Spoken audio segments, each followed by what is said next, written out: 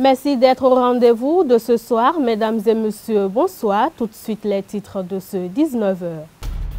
Le professeur Dodi Amouzovi, en collaboration avec le réseau bénino-togolais des chercheurs en sciences humaines et sociales Rebetoche et l'association des sociologues anthropologues du Bénin, ASAB, ont organisé un symposium international sur le thème « Le vaudou au Bénin et dans le monde, fondement pour une tolérance religieuse et aspect touristique ». Les détails dans un instant. Plus que quelques heures et ce sera la célébration de la fête de Vaudou. David Kofi Aza, coordonnateur général du Bénin Tofa, nous donne plus d'explications sur cette fête. Dans cette édition, les acteurs du monde culturel nous donnent les raisons qui, selon eux, affectent les concerts grand public qui n'attirent plus facilement du monde à Cotonou. Papa. Oui, ma fille. Tu sais, je t'ai dit qu'après mon bac, je veux devenir journaliste reporter d'images, non? Papa, tu penses m'inscrire où? Esaü. Esaü, papa. Waouh! Maman, maintenant que j'ai eu le bac, je veux faire les finances et trésors. Tu comptes m'inscrire où? Esaü, mon fils. Esaü? Oui, maman! Papa. Oui. Tu sais qu'après mon bac, je veux être diplomate, non? Et tu comptes m'inscrire dans quelle université? Mais Esaü, naturellement. Esaü? Merci, papa! À Esaü, vous êtes bien formé dans les filières comme administration du travail et de la sécurité sociale, administration générale et territoriale, administration des impôts, gestion des marchés publics, planification et développement local, droit et sciences politiques, sciences économiques et de gestion. Esaü, c'est aussi sa télé numérique Esaü TV et son journal L'Informateur. Esaü, c'est à Bédjoumédé, 3e rue après le carrefour 16 ampoules allant à Jericho. Numéro de téléphone 98 98 14 00 96 80 55 11 90 93 65 21. Esaü, l'excellence a un nom. À nouveau, bonsoir. Le décret réglementant la mise en circulation des véhicules à vitres teintées est entré en vigueur depuis le 1er janvier 2018 au Bénin. Il est désormais interdit de circuler sur le territoire de la République du Bénin avec un véhicule ayant les vitres du pare-brise opaque ou ayant l'une des deux vitres latérales de l'avant opaque. Tout contrevenant à cette disposition de l'article 7 du décret s'oppose donc à des sanctions. Précisons qu'il y a des véhicules qui ne sont pas concernés par ce décret. Il s'agit de la voiture du président de la République et des hautes personnalités de l'État. Les véhicules des forces de sécurité et de la défense en intervention sont également autorisés à teinter leurs vitres, de même que les véhicules de secours. Dans le cadre de la célébration de la fête du Vaudou, le laboratoire d'analyse et de recherche religion, espace et développement, l'ARED, du professeur Dodi Amouzovi, en collaboration avec le réseau bénino-togolais des chercheurs en sciences humaines et sociales, Rebetoche et l'association des sociologues anthropologues du Bénin, ASAB, ont organisé un symposium international sur le thème « Le vaudou au Bénin et dans le monde ». Fondement pour une tolérance religieuse et aspect touristique. C'était dans la matinée de ce mardi à l'université d'Abomey-Calavi. Nous sommes tous d'accord sur notre désaccord de pouvoir donner une définition exacte au mot vaudou. On est d'accord qu'on ne peut pas définir le vaudou, puisqu'on ne pourra pas définir le mystère, puisqu'on ne pourra pas définir, connaître le sacré. À partir de ce moment, pourquoi aller chercher à définir le vaudou? À partir du moment où nous reconnaissons donc que c'est une entité supérieure, entité première, que nous reconnaissons que c'est Dieu simplement, que c'est le sacré, on a déjà tout dit. Nous retenons au niveau du laboratoire, au niveau de l'arrêt de l'université, qu'il y a un travail de déconstruction et reconstruction à faire. On a parlé d'évolution et d'involution tout à l'heure. Et le travail de déconstruction, c'est tout l'héritage que nous avions eu à la date d'aujourd'hui. Il faut se réapproprier cet héritage pour remettre un certain nombre de choses en ordre. C'est un travail de déconstruction.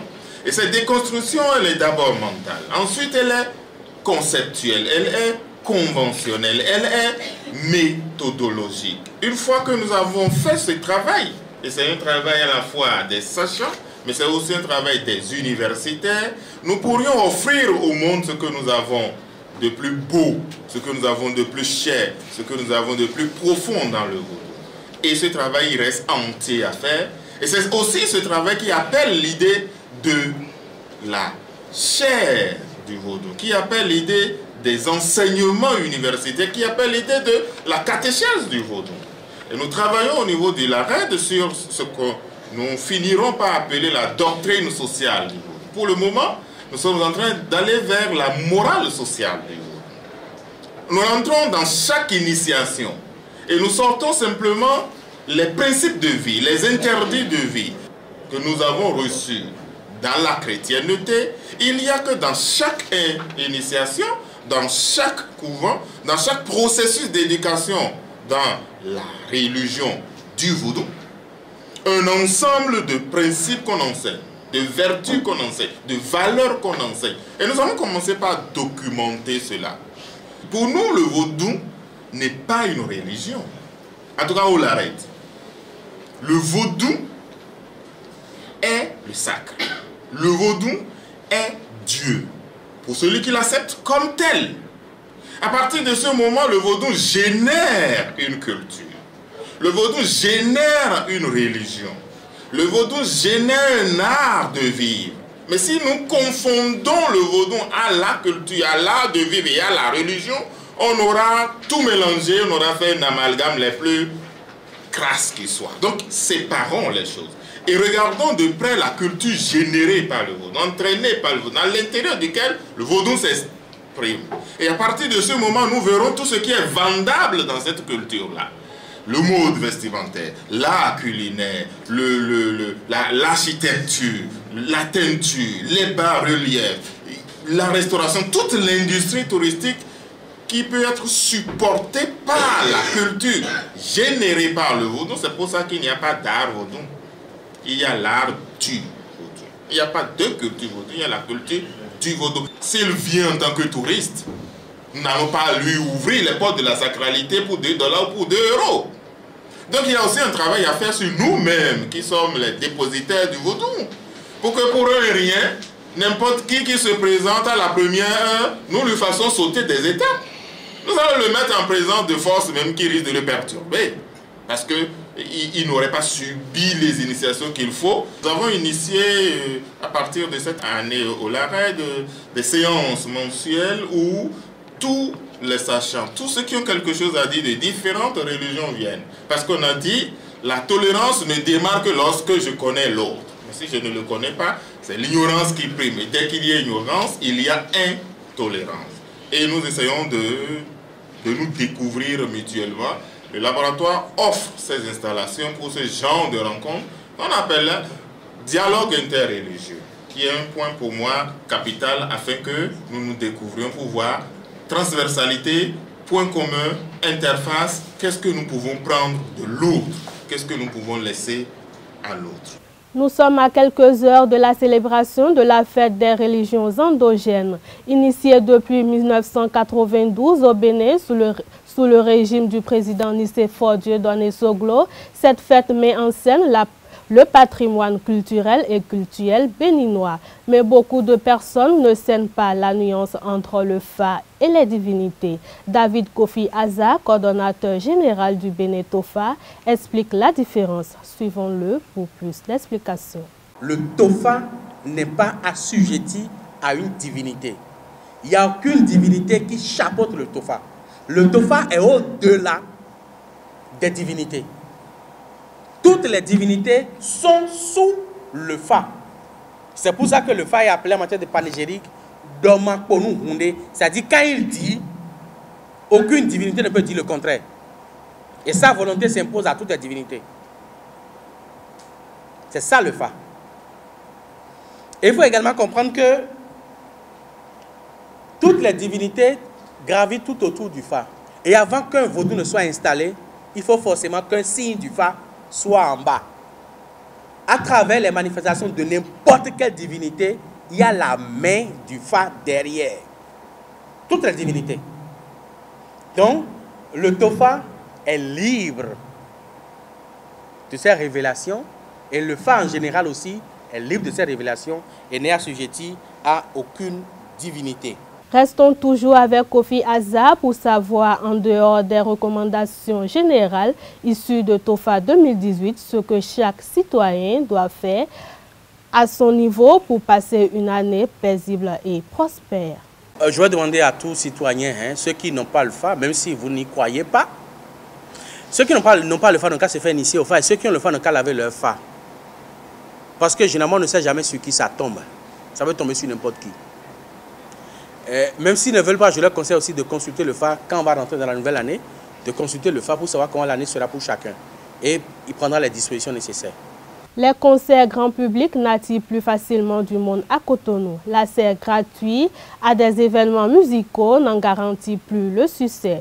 Pourquoi ce manque d'intérêt des acteurs du monde culturel donne les raisons qui, selon eux, affectent leurs activités? On les écoute. Les fans de la musique béninoise, ils ne respectent pas les artistes parce qu'ils ne sont même pas prêts à payer un CD, à payer le CD d'un artiste béninois. C'est d'abord là on doit commencer. C'est d'abord là, c'est à ce niveau où il y a d'abord un grand problème. Il faut qu'ils commencent par respecter les artistes. Il faut que nos autorités aussi nous respectent et qu'ils nous donnent ce qu'on mérite.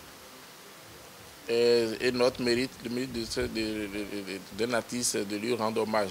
Si déjà ceux qui ont un peu de moyens, qui peuvent déjà détecter quelques talents du Bénin et faire comme moi, je pense qu'on ne serait plus à ce niveau.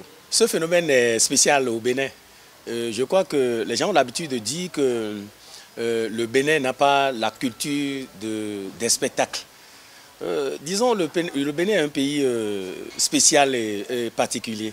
Et je crois que beaucoup d'organisateurs, de promoteurs ont connu dans ces derniers temps surtout, disons, ce phénomène qui quand même a fait que les salles de spectacle ne se remplissent pas. J'ai été aussi, disons, victime. Je n'ai pas eu, je voulais parler du concert de Dibi, que j'ai eu moi-même de manière personnelle à organiser. Pour Dibi, ça n'a pas été trop criard, mais c'est le Béninois qui est comme ça. Et puis ce phénomène a démarré depuis l'incident de Kofi Olomide. Vous vous rappelez, depuis l'incident de Kofi Olomide, le Béninois a eu une certaine peur. Parce que les générations qui sont restées en son temps sont passées. Et l'actuelle génération constituée de jeunes n'ont pas pris les choses comme telles. Et cette peur-là reste jusqu'à présent. Mais le Bénin, quelque part, est un pays unique. Un pays spécial où c'est ici que les musiques marchent. Et on le constate sur le niveau africain. Quand une musique marche au niveau du Bénin, sur le plan africain, je crois que ça marche toujours. Mais en ce qui concerne les spectacles, en dehors, je ne veux pas parler des entreprises en dehors de certaines organisations. Je voudrais parler de, si vous me le permettez, des Yellow Summer qui mobilisent un grand monde. Ce problème demeure et je crois que nous réfléchissons déjà pour que le Béninois puisse rentrer encore dans cette culture de spectacle. Entre-temps aussi, il y a le phénomène des salles de spectacle qui n'existaient plus dans les départements. Quand vous prenez le cas des autres pays comme la Côte d'Ivoire et consorts, dans chaque commune, il y a quand même des mouvements. Mais alors qu'ici, tout est basé sur Cotonou ou Porto Novo. Il n'y a plus le socle. Le socle n'existe plus. Et moi, je tire un grand bravo au PRPB. Sous la révolution, la coopérative scolaire a fait de nous ce que nous sommes aujourd'hui. Angélique Kidjo, Gilles Loueke, Tonton J, ils sont passés par la coopérative scolaire.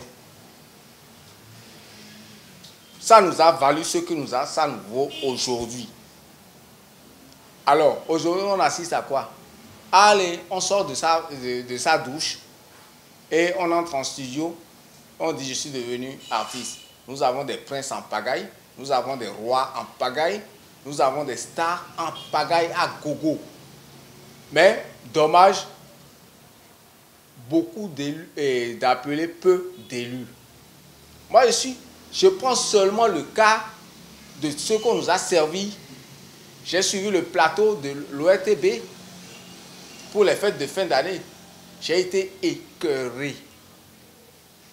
Le live a déserté le forum.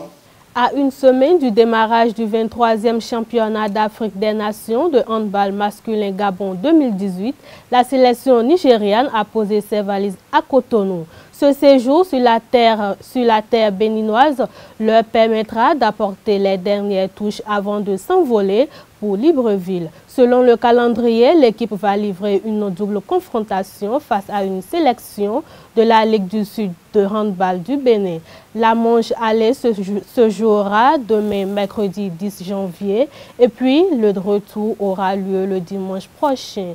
C'était une brève pour mettre un thème à cette édition. Mesdames et messieurs, c'est la fin de cette édition. Merci de votre aimable attention et merci à toute l'équipe de Zaï TV. Prenez soin de vous où que vous soyez. Bonsoir.